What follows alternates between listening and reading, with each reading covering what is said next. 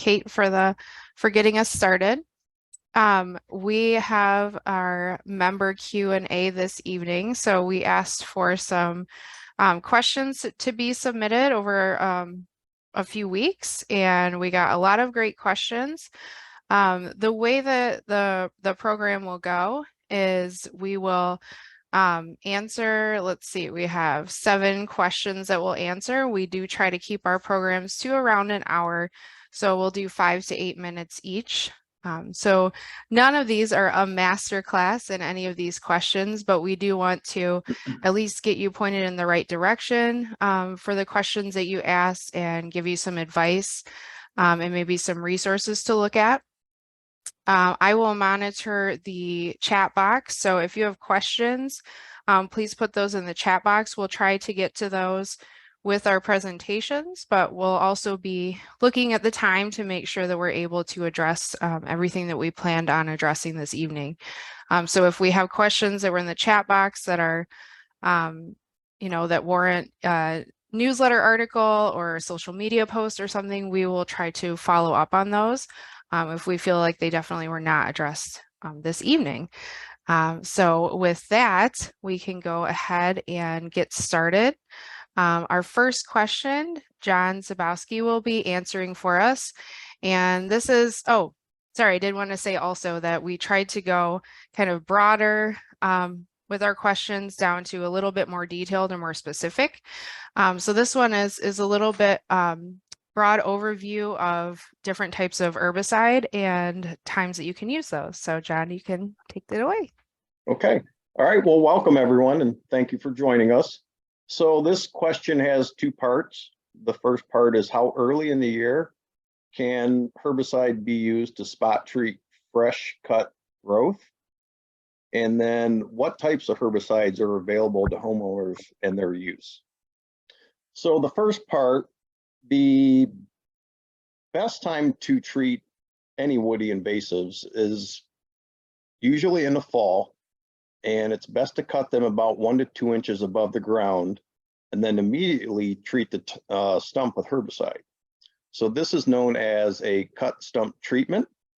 And again, this should be done in the fall or early winter when the plants are pulling nutrients into their roots. And the herbicide will travel into the roots and eventually kill the plant. Now, resprouts in the spring are likely and may require an additional foliar herbicide application. So this is done in the spring when the sap is flowing up from the roots. And you can spray or coat the leaves with a systemic herbicide, and it will eventually travel down into the roots and to the rest of the plant. You don't want to try a cut stump method in the spring because the sap is flowing up and it will push the herbicide out and away from the plant. So you always want to do that in the fall.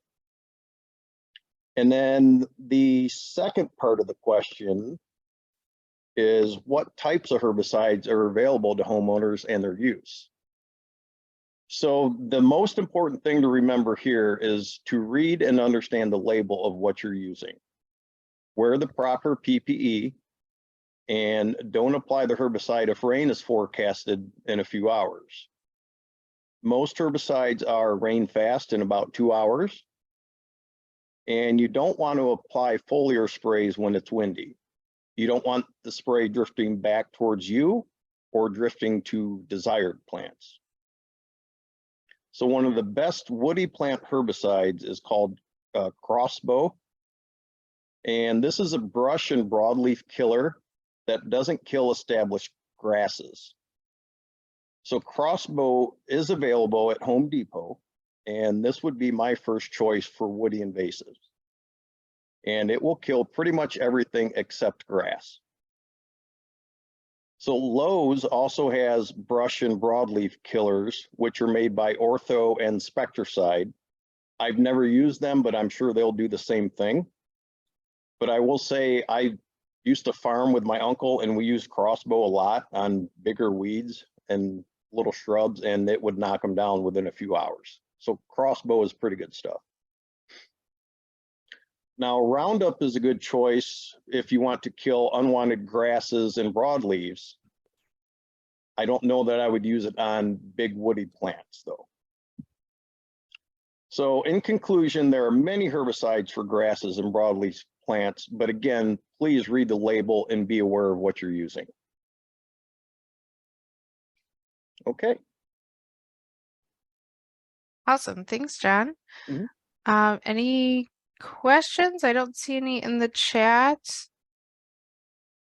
Probably do one or two. All right. If any come in as we're going, we can try to address those, like I said. Hi, as I we- do have a Oh, question. yeah.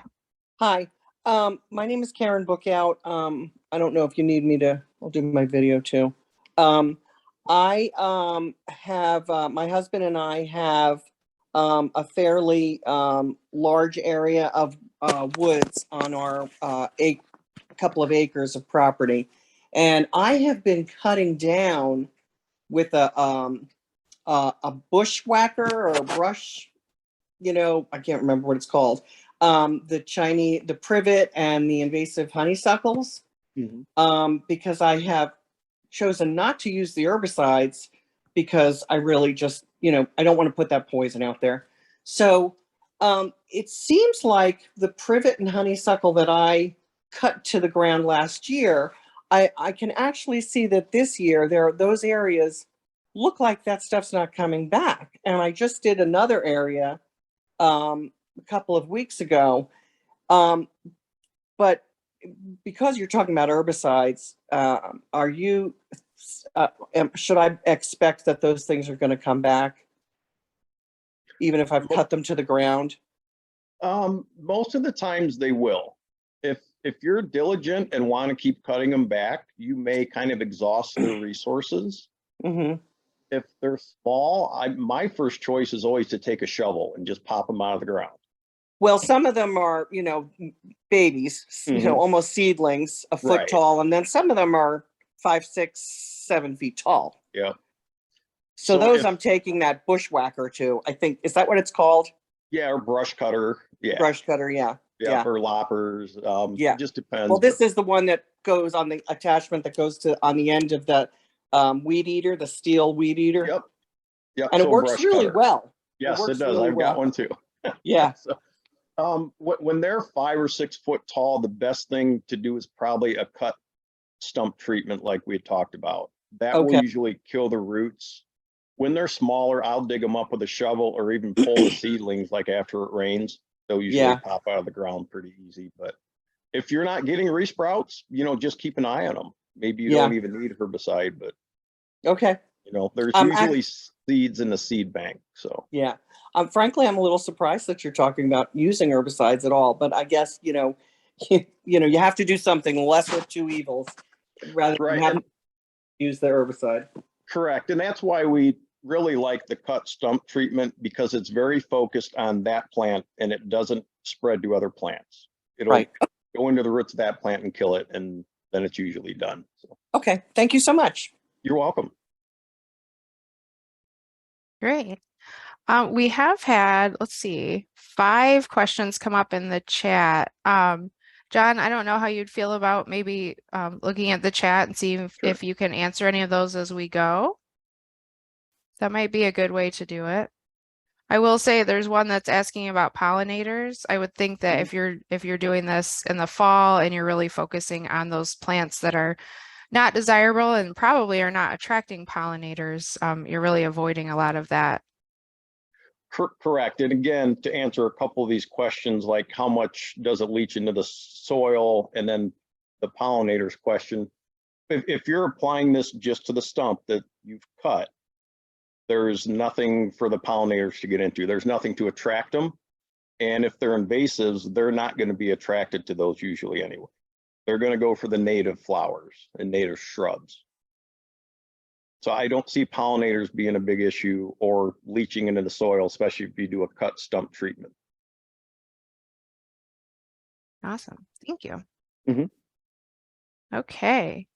I think we should move on then to our next question. Next up, we have we received several questions about how to maintain native plantings, specifically when to trim back in the spring, and what to do with the cut material. We had multiple questions about that. So Kim Smith will be taking this question. Kim, if Okay, you're ready. yeah, I'm ready. Thank you, Sarah. Awesome. Yeah, I'm going to share something in a second, but if you've been on social media, you've probably seen this meme that goes around at this time every year where they're basically saying that once you've had a week of temperatures over 50 degrees, you can cut everything down because the bees have already emerged. And I used to follow that and cut everything down, but recently I've been seeing some pushback on Facebook from Benjamin Vogt of Monarch Gardens. And I have this, let me share the screen right now. I want to share this illustration made by Heather Holm. Hopefully you can all see that now. She's got this on her website for anyone to use. And I rearranged it a little bit so it would fit on the screen for you. But for anyone who's not familiar with why this question was asked and what we're actually doing, this shows you very well. So as you can see, the cycle is that in the winter, we basically don't cut our flowers down at all. We leave the dead flower stalks up. And a lot of times the birds will feed on those all winter long. I'm still seeing birds feeding on my native plants from last year right now. The juncos and goldfinches are still having fun in there. So then in the spring, what you do is you cut the flower heads off, and you leave the stems at heights varying from 8 to 24 inches. And I think that variation is meant to be because maybe different bees like different heights of stems. I'm not sure why she puts that range of 8 to 24 inches. But anyway, what's going to happen is that the bees will come and dig down in the top of those stems and use those as their nests. So they'll put pollen balls and lay eggs in there. And then moving on through the summer, as you can see, the stems are still under there, and the new vegetation has grown up to hide those stems. So she's not cutting those stems down at all, leaving them because the bees are developing in there all summer long. And then through the fall and the winter, the bees will stay in there. They're hibernating in those stems. And then next spring, the bees will start to emerge, and then those old stems will decompose naturally. And then you'll be cutting the stems from the next year. So you're always going to have freshly cut stems each year, and then letting the old ones decompose. So according to this, and this makes a lot of sense to me too. So because a lot of the bees don't all emerge at 50 degrees all at once. Some of them won't emerge until later in the season. So this allows for more of them to get out and on their natural cycle. Also, wait, hold on. I had some other note here about that. Oh yeah, so some people are concerned about leaving the stalks up and like what their neighbors are going to think, and maybe it makes it look like a messy garden. I don't know what to say about that other than, do what you're comfortable with. Like I know right now, I still have all my natives in my backyard. I'm not brave enough to do it in the front yard because I'm kind of worried about that. I have a couple in the front yard, but they're along my foundation border that I can control how they look. So if you're uncomfortable with doing it for the neighbors, then do what you have to do to feel comfortable. But maybe, take the opportunity to talk to the neighbors and explain to them what you're doing and why it looks like that. And maybe you help bring some people along on the learning curve, because that's the whole point of these gardens anyway. We're supposed to try and be teaching other people, the benefits of natives and why we do certain things. So don't beat yourself up if you're not comfortable, but do what you can. And if you do decide to cut those stems down to the ground early, like in the spring, but you still think there might be some bees inside them, what you can do is cut them and just gently, pile them off to the side somewhere, just lay them down. And I think the bees can still come out of those later. So you're not disposing of them, but at least you're getting the garden cleaner if that makes you feel better. So you can do that also. I think that's all I have about cleaning up the stems. And the second part of the question about what to do with the cut materials, this has been a big problem for me because I have an awful lot of material and I'm in the city of Toledo. And what I was doing for a while was just putting them all, putting the excess in my trash bins. And I don't like knowing that they're all just going to the landfill. I think it would be good if we could try and compost some or all of our plant materials at home. But if you have too much, you can't do that. And also some of these woody stems are, they're going to be a little harder to compost. Maybe you can chop them up in smaller pieces and mix in little bits at a time. You might get them composted that way. I found out after a couple years ago, that what's it called, Republic Lawn Services in Toledo that takes our trash, they said, you know, put them in the lawn yard waste bags, the paper bags, and put them out once a month for a bulk recycling event. And so I started doing that. Like, you call them once a month and they can pick up your bulk waste.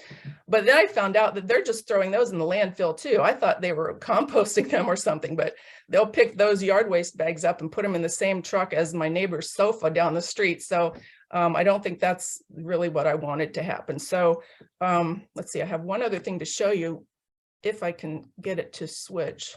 I have another thing to show you. There are a couple places in the Toledo area. I think I have to stop share and then restart the other. There are a couple places where you can take your stuff and they will, yeah, I can't get it to share my other. Oh, there it is. Okay.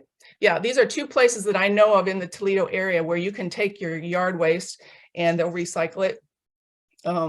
They charge a small fee, and I would recommend that you look on their websites or call them and find out what their rules are, what they'll take, and how you need to package it, and what their fees are. Sorry, I'm hearing somebody else talking. But I think that's all I have to share with you. Unless anyone has questions, or I can answer questions in the chat as we move along. Sarah.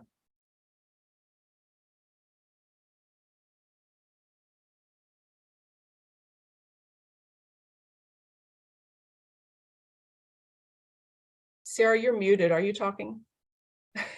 I thought I clicked on mute. Sorry. Thank you. I lost the question that came up first. Oh, someone asked if you did say a specific temperature. I think that you said that we're not really going by that, No. right? No, yeah, what I said was that in recent years, there's been this thing circulating on the internet every year saying that all you have to do is wait until we have 50 degrees for a week, and then that allows all of your bees to come out of hibernation so you can cut everything down. But like I said, that all the bees don't automatically come out when it's 50 degrees. So really, I don't think that's a perfect guideline anymore. And I think that, at least in what I'm going to do, is start leaving all of mine up the way that illustration was, you know, just leave them all year long and let the new vegetation cover them. Awesome. Thank you. Yep. And we do have some more questions. Cam, are you fine with kind of looking at those and seeing if you can reply? Yeah, you want me to just reply in the chat screen as someone else moves along? If you want to. Yeah, I think that would work. Move along, and I'll go in there and answer questions right in the chat. Awesome. Yeah, Okay, I think that'll be great. Thank you. So I did reply to one question that came up with when John was talking. Someone asked for a specific plant recommendation, and I realized that I didn't give any kind of preview of what we will be talking about at the beginning. So I'll do my question next, which is talking about some seed starting strategies. And then we had several questions about controlling aggressive native species. So we'll talk a little bit about that. And then we'll go into some specific plant recommendations. So kind of going down in that detail a little bit for different conditions. And then we have a couple really specific questions that came in about managing anthills in gardens or planted areas, and then also about bee nest boxes. So little preview that they should have shared at the beginning, but I will go into my question now, which is talking about some strategies for starting seeds. There were several questions about this, so I actually do have some slides to share.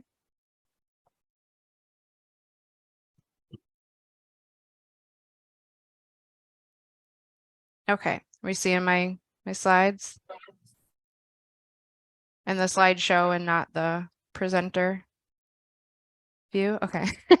Yes. Yeah, we are. I feel like sometimes it's hard to know what's going to come up. Okay, so I will jump right into this.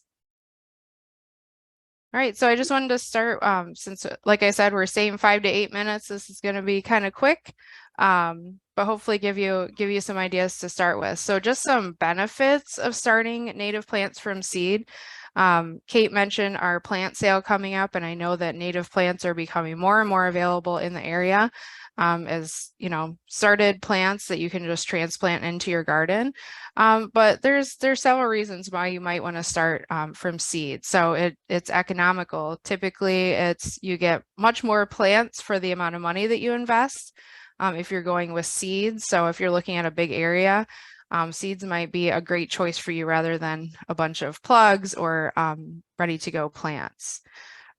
Access. So like I said, native plants are becoming more accessible in our area, but there may be some that you just can't find at a plant sale, but you might be able to find at something like the seed swap at the Wild Ones table or from another supplier of seeds. So that can help you to access more species that you're looking for. It's pretty easy to share. So I've had some friends offer, hey, if you want to come and dig up these 100 seedlings that I don't want in my yard, that can be a little bit different to transplant from someone's house to your house or vice versa. But if you have a little packet of seeds that you collected from your yard that you want to share with a friend, that can make it much easier. It's also a great teaching and learning opportunity. So there's lots of things, especially if you have kids. I think it's magical now in my 40s, but kids especially think that growing seeds is an amazing thing to watch. So that's just another reason to do that. And it's fun. I always like watching seeds germinate. Okay, so how do you choose the best strategy? And disclaimer, I have not started hundreds of different species or anything. I have done some, but I think some of the best things to do ahead of time is if you're getting seeds from a supplier like Wild Ones, if you come to any of our events where we have seeds available, like the seed swap or the plant sale, we have people at the table that can talk to you about that. And generally seed packets, if you're getting them from somewhere, they'll have some information. There's lots of websites now that have information on them, so you can look up information, attending Wild Ones programs, and I'll talk a little bit about that at the end, and then experiment. So I love gardening, and one of the things that I love is sometimes I don't look for information ahead of time and I just try things out and see what works. So it can be a fun experiment.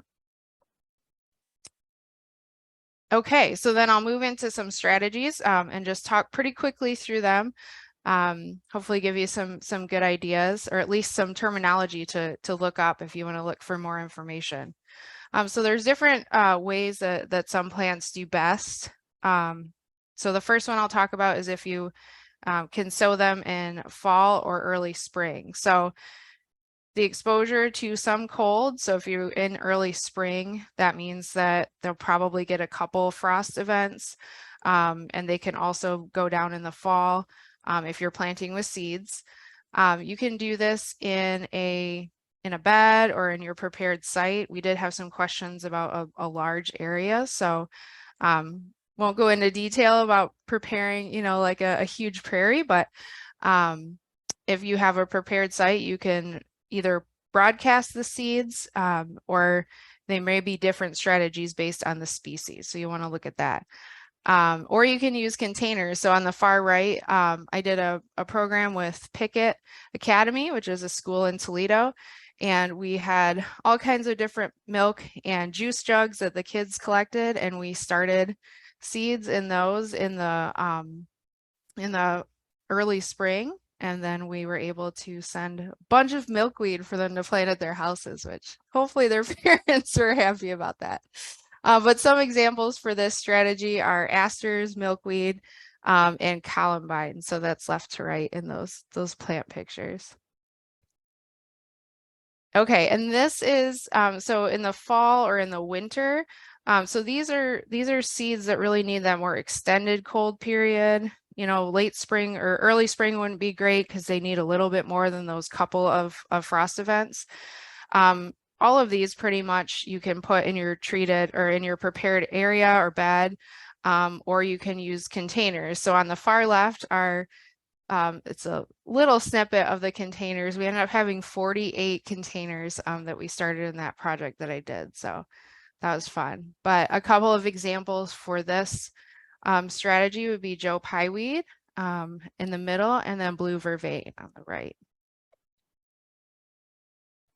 Okay, and then we have some slow starters. So these seeds need to go from warm through that cold period, back to warm, through the cold period, and then you'll probably see them come up the following spring.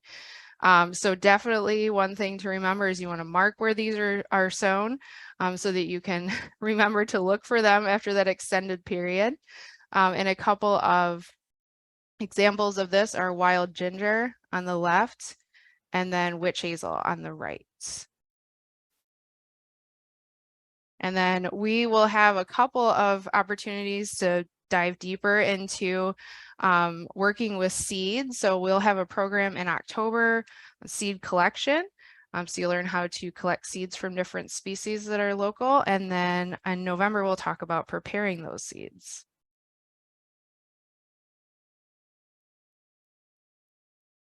Okay. All right. Oh, we have a lot of chats here. I will also opt to reply in the chat. So I will do that, and we can move to our next question here. And I'll just comment, Sarah, that we can save the chat and attach that to the YouTube video, put a link to the YouTube video so that if you don't have time to read through everything in the chat tonight, we'll have it saved so that you can look at it at a later date. Okay, perfect. All right. So we can go ahead and move on to the next question. And this is Helen Michaels will be addressing control of aggressive native species. Hi, let me get my screen sharing working. Maybe.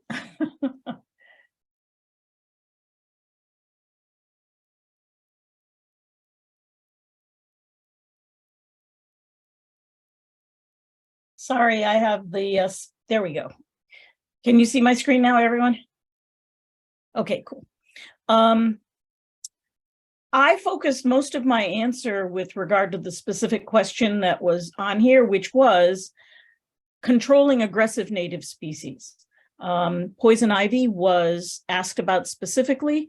How do we identify it or mark plant species early to try to minimize the spread of aggressives and leave room for less aggressive desirable species?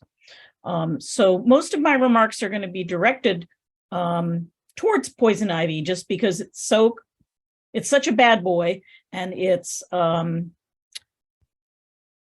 to identify for some people. But I'll talk a little bit about other natives that are kind of pushy shovey and that we kind of have to worry about becoming aggressive. But most of my comments in terms of how do we deal with them suggest approaches that can be used for other species as well. And a lot of John's comments are also appropriate to the solving the problem for poison ivy. But poison ivy is really nasty, as many people know. I'm one of the lucky people who is not bothered by poison ivy. But I'm married to someone who had a very unfortunate incident handling firewood in the wintertime, who went inside to use the restroom and several days later could not understand why they had this nasty itchy rash in various places, which I won't describe. But because it was winter, we're going, what could this possibly be?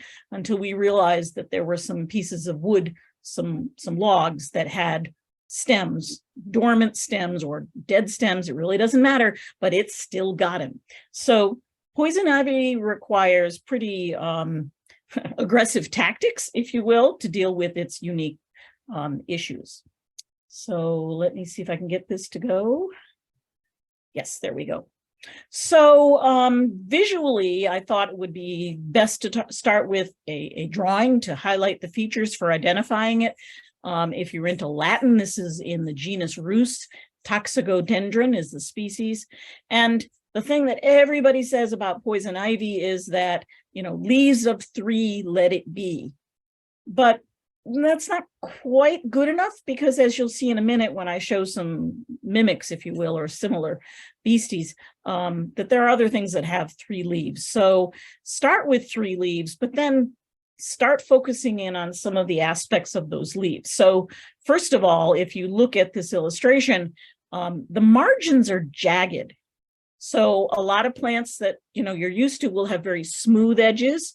This definitely doesn't have smooth edges, but they're also not symmetrical. So you don't get the same patterns on both edges of an individual leaflet. So that's something to kind of become sensitized to. Another trait that's worth looking at is the 3 leaflets that constitute the whole leaf. The little stalk that attaches the leaflet, if you notice the terminal one, the one at the middle, has a slightly longer stalk or petiole than the 2 on the side. That's not always visible. Sometimes they're all kind of short, but that's another character to look for. And in the picture in the upper right, shows what the leaflets look like as they're emerging in the spring. They'll be very shiny and reddish in color. So, you know, identifying it whenever might require different features. And in the graphic illustration, you might be able to also see that these clusters of leaves will alternate on the branches. That might be another distinguishing feature. And they have cream or whitish colored berries, and that will help distinguish it from other things that are superficially similar. Here is like the beast in all of its glory. You can see the shiny young leaves here. They're not so reddish, but you can kind of see, if you look at enough of these leaflet clusters, that the little stalk on the middle leaflet is longer there than it is on the 2 on either side. So that's a good character to focus on if you're not sure. Because some of the time, there are these imposters that are kind of like poison ivy, but not. So a lot of other things will have 3 leaves, like box elder. Hog peanut is illustrated on the left. One of my personal nemesis plants is Virginia creeper, and you know, aside from not having 3 leaves, it has a similar habit though. So it's often found, as I'll show in a minute on some, another picture, it's often found in the same kinds of places, crawling up trees, intermixed with poison ivy. So sometimes it's a little confusing because you have more than one thing climbing on the ground or crawling up a tree. And then there are other things that are not poison ivy that are really, really kind of similar, 3 leaflets. So you've got to start relying on these combinations of traits, both the margins and that extra long middle stalk on that leaf.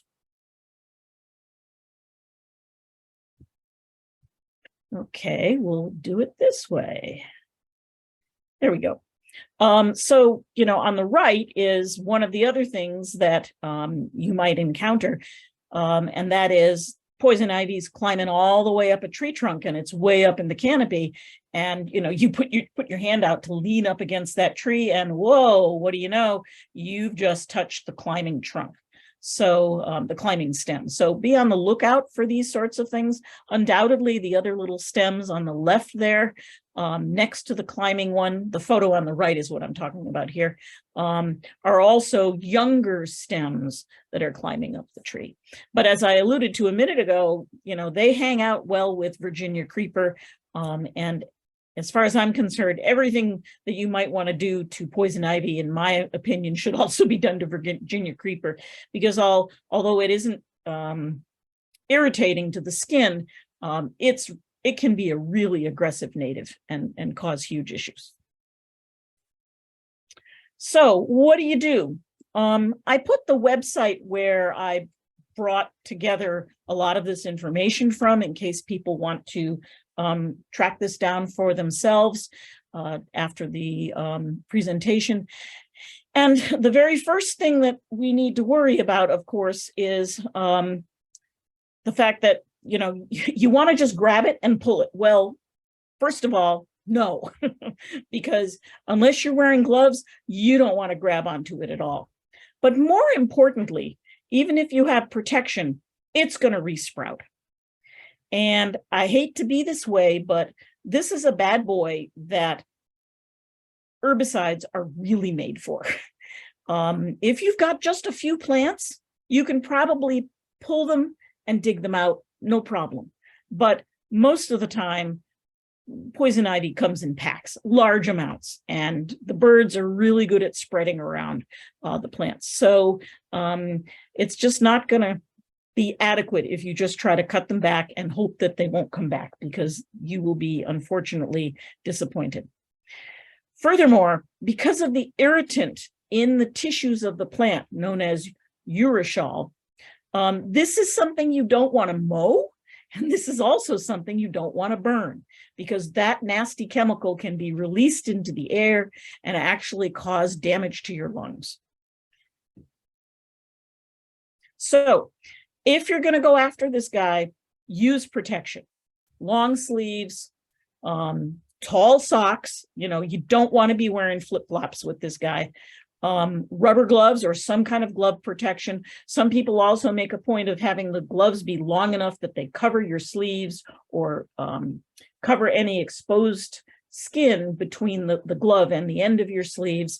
And similarly, some people are so sensitive that they tuck their jeans into their boots or their socks on the outside edge of their jeans to make sure that nothing is exposed, because they are so sensitive. Rubber gloves, and I would argue also goggles, are not going to be a bad idea.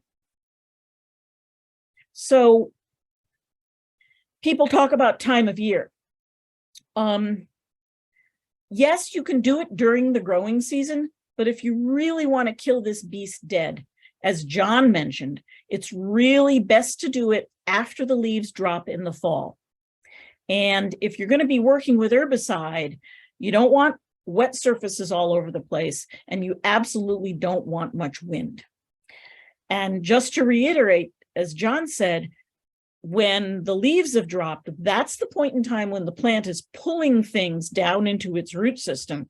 And you want any herbicide that you do get into the stems and root systems to be pulled all the way in. So you're not just killing, you know, the tip that you're cutting, you want it to go all the way down and kill the root system of the plant.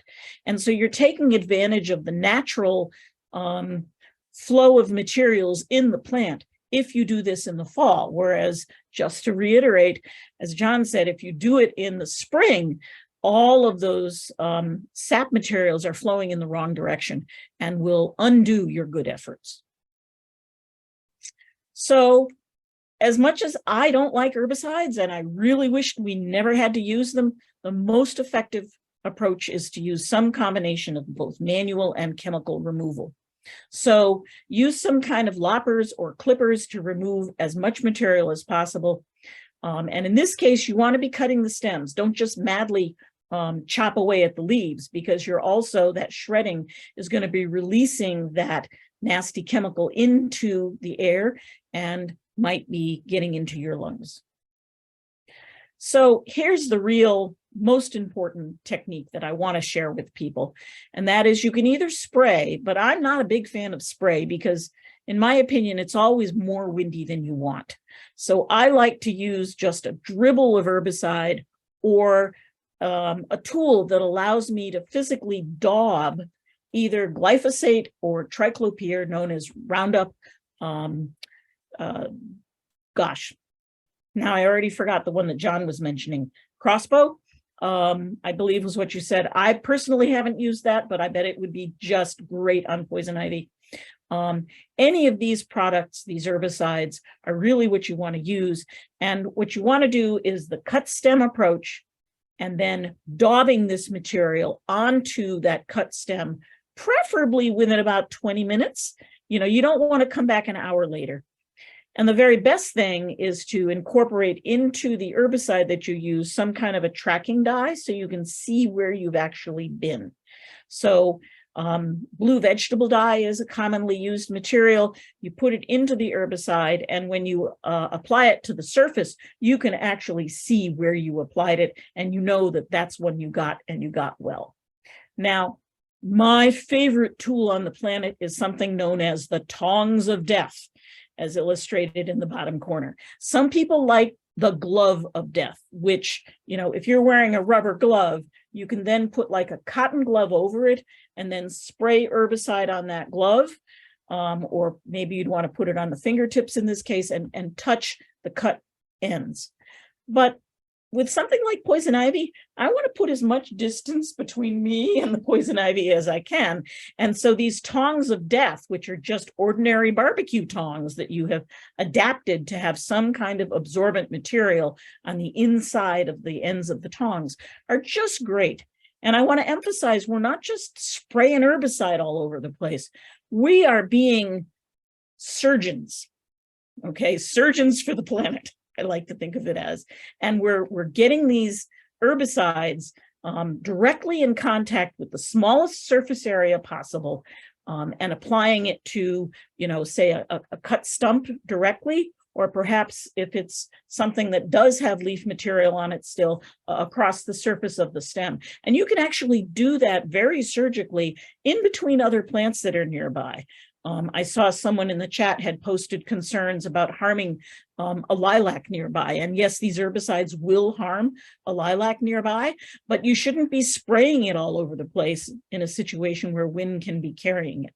If you use a very precise applicator or tool, you can really limit how much you use and how much damage you might cause to other species that you want to keep.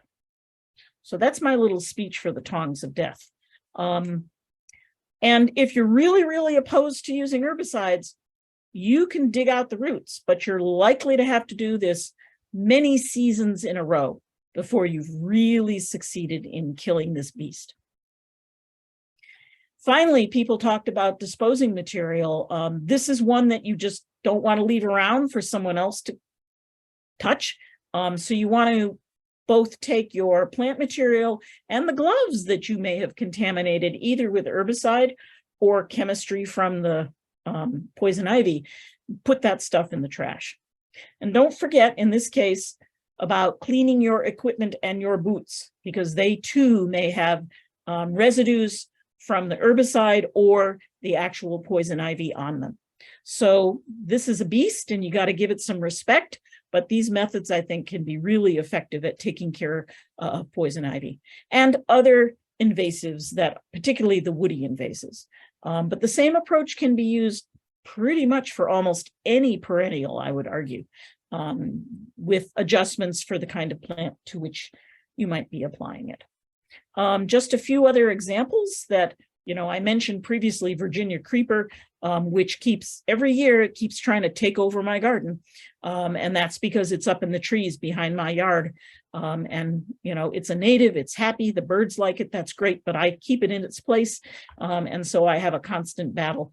In fact, there's so much of it that I don't even try to use herbicide. It's a losing battle, and I do pull it out. But because it isn't poisonous, it's not going to hurt, you know, I'm not going to get damaged or a rash from it. But it's a losing battle because there's so much of it. However, if you notice, it's not just Virginia creeper on this trunk. Here it is again, poison ivy on the right side of this tree trunk and Virginia creeper on the left. So be really careful when you go after these guys. Another one that people probably are aware of, but if not, you should be aware of, Canada goldenrod. It's a lovely native, but it can fill an entire field in a number of years. And this is one that you can use cut stump treatment on very effectively. They're often clonal, so you're probably going to have to treat multiple stems to get rid of the entire patch. And I put, just with question marks next to it, other species that I found mention of on the web where people are concerned about them being too aggressive and that they need to be controlled. Everybody loves to plant milkweed for the pollinators, But in my opinion, common milkweed is just not a good candidate, and it can really take over. But it has its place. If it's a roadside and there's nothing else for the pollinators there, sure, let it go nuts. But if you're trying to have a nicely manicured pollinator habitat, maybe that's not the best choice, and you want to be a little selective about how much of that you use. And once it gets in, though, it's very, very aggressive. And you can spend several years pulling it out if you're trying to remove it. Someone planted it in an institutional setting where they thought they were helping pollinators, but it actually started taking over the ornamental beds around this institutional building, and people were not happy with the efforts to help the pollinators because it made everything else look terrible. So I think that's everything I had to say. I didn't have the chance to see if there are any questions related to this, but I'll just skip this here. I just had some definitions just to remind people that, you know, when you're aggressive, it's not the same thing as being invasive. When something is truly invasive, it's really colonizing and taking over. When we talk about aggressive, it's not quite to that point yet. So just a reminder of thinking clearly about how much something a problem really is, and not to overreact. Great, thanks, Helen. I think a couple of questions did come up, and I noticed, Helen, that you already did address a couple of questions in the chat. So if you're good with doing that, I think there's probably a couple that you could answer as we move along. Will do. Thank you. Okay, so next up we have Chris Link, and he will talk about some specific suggestions of plants for different conditions. Hi everyone, like Sarah said, I'm right into it. I have a lot of time left. Let me see if I can get my screen share. I'm still new to the screen sharing process. Can you see it, Sarah? Yep. Okay, cool. I guess we'll just start with, it's not doing what I want. Oh, there it Chris, goes. you want to get in? There you go. Now Yeah, there. So I'll just start with the poster child, or I guess poster plant of the oak openings. It's one of my favorites, the wild lupin. This is a good example. This is my front yard. It's sunny and dry. This is a good time to mention too that it's important for planting the right plant in the right spot. If you take this wild lupin and put it in wet clay, it's not going to do very well. So if you just went to a big plant sale, you definitely want to make sure you know where you're planting them, so you don't waste a bunch of money. Here's some forbs or broadleaf herbaceous plants that can do like sunny and dry locations like the lupin. You got butterfly milkweed, prickly pear cactus, dotted horseman, and hairy beard tongue. Below you can see about how tall they get. Prickly pear cactus is a fun one. The flowers last about a day, so when they really get going, it's really something special to see. Okay, we'll just move on. Here's some flowers for shady and moist conditions. Cardinal flower really can do straight shade. It's a really pretty plant to see blooming red, shade. We have blue lobelia, some marsh marigold, large flower trillium. These are a little bit shorter, except for the cardinal flower, and blue lobelia can get a little bit taller. These I put are plants that can do well in just pretty much any conditions. You got foxglove beard tongue, wild bergamot, stiff goldenrod, black-eyed Susans, and common milkweed. Depending on where you plant them, like things like common milkweed, on my property, I have a lot of sunny and sand, so they get a little bit shorter. They don't get much taller than like 3 feet. If you have it in something that's wet and clay, that it'll probably get 6 feet tall. So really, there's a lot of variations, and so yeah. Here are some grasses. There's bottle brush grass, side oats, grama, big blue stem, little blue stem, and Indian grass. A lot of the grasses can do, pretty much any conditions. The little blue stem likes it sunny and dry. Let me see. Lost my train of thought. Yeah, it's gone. But yeah, so you got all these different grasses. Oh, that I got it back. Big blue stem and grasses like Indian grass. Have a small yard. You're probably not going to want to plant Indian grass and big blue stem. One, they can be aggressive, and two, they can be extremely tall. So you can see the big blue stem can get to 8 feet. The Indian grass is similar. Grass is like bottle brush grass. My favorites because you can see they got a pretty brush grass, bottle brush. Those can just kind of form bunches. They don't get aggressive like Indian grass does. And here are some various soil and light conditions. So you got red osier dogwood, shrubby St. John's wort, Jersey tea, buttonbush, and common 9 bark. If you have a site that's moist and even has standing water, buttonbush is a really great plant for that because it's more like a wetland plant. If you got something that's a little bit more dry, the shrubby St. John's wort's a little bit better. It can take that dry and I have shrubby St. John's wort planted in my yard and it's probably only 3 feet tall. So like I said, it depends on the soil and light and water conditions that you have. A lot of people like the buttonbush because obviously pretty flowers. A lot of people describe them like the coronavirus shaped flowers, which they kind of are. But yeah, they're still a really pretty plant. They can get kind of tall. So again, if you have a small rain garden, you're probably not going to want to plant that.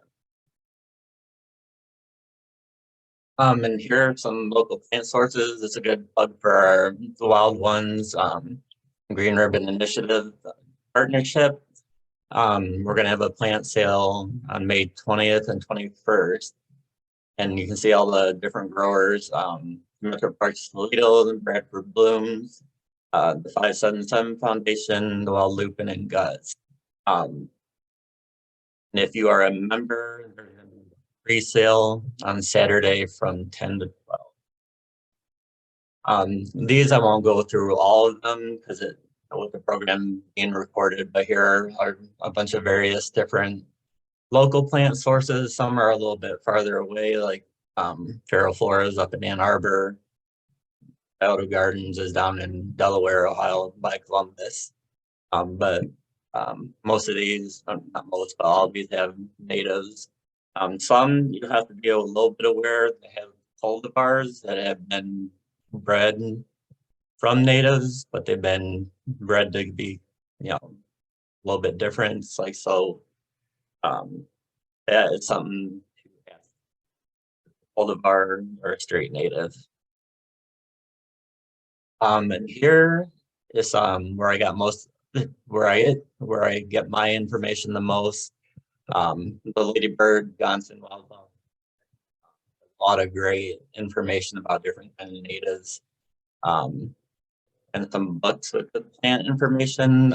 Pretty much anything by Doug Talmy and Heather Holm is pretty good. So you got books like The Living Landscape, Bees.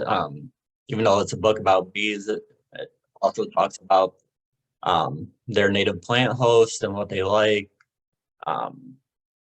Then there's a great wildflower guide if you're looking out to ID plants called Newcomers Wildflower Guide by Lawrence Newcomb.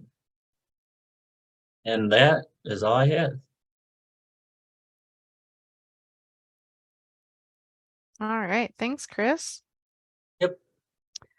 There are a couple of questions. We've been addressing some that have come in, but do you mind looking at the chat and Oh yeah, I can do see that. if you can address a couple? Awesome. Yep. Thank you. Okay, so we have 2 more questions left. We have managing anthills and bee nest boxes. I think based on the time that we were all planning on, we should be able to finish it up just a little bit after 8. So if you'd like to stick around, I'm willing to do that. Make sure that Kate and Adele are also willing to do that. Yes. All right. So we'll move on to Kate Mason Wolf for managing anthills. Okay. I just have a picture to show you that. Oh, I gotta share my screen first, sorry. Just a picture to show what an anthill might look like in a landscape. So this is a pretty close-up picture, but you can see the oopsies, sorry. That was not what I intended to do. This is going to keep going. So let's see. Where is it? Pause it. Ah, I'm out of control. There it is.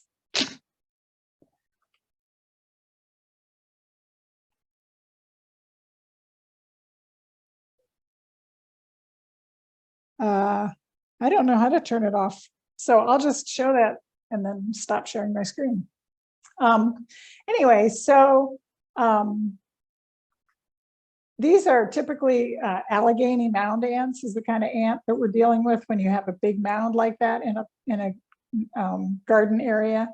And what they do is they release a formic acid into the soil, and that kills the plants, that keeps the plants from being able to germinate. And they do that so that the sun will warm the sand and the soil, and their eggs can develop in the nest. So that's kind of the biology of what's going on underneath the anthill. They, they're good to have around. They're not they're an insect that should be here. So I don't really want to encourage people to try to use pesticides to kill ants. Also, you just don't want to use pesticides in your garden because there are so many, beneficial insects that are doing so many good things in our gardens, controlling non-wanted insects and, pollinating plants and everything. So the best way that I've found in the research that I've seen is to just continually disturb the mounds. Now, I have a couple of places where I've had ant mounds and then they just kind of disappear. And I think it's a function of, how wet your soil is. If it gets really wet, then they're just going to relocate. But, and it takes more than just one time. So using a stiff garden rake to rake out the ant mound and smooth it out, and then keep disturbing the ants that way. One caveat to that is that they get angry when you mess with their nest. So you want to make sure that you're wearing closed-toed shoes, socks pulled up over your pants, long gloves, similar to the kind of PPE Helen was talking about, because those ants will crawl up under your clothes and they can give you a really nasty bite. So just be sure to wear plenty of protection when you're doing this, and just keep at it. And typically after you've disturbed it several times over the course of a season, they'll just find another place to go. And that's about all I had to say about ant hills. All right. Thanks, Kate. Sure. There are a couple questions in the chat if you wanted to see if you can take a look at those. Yep. We can move on to Adele, who will talk about bee nest boxes.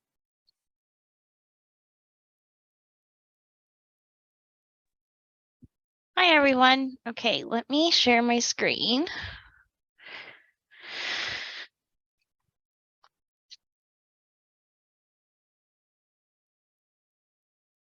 All right. Can everybody see that? Okay, yes, awesome.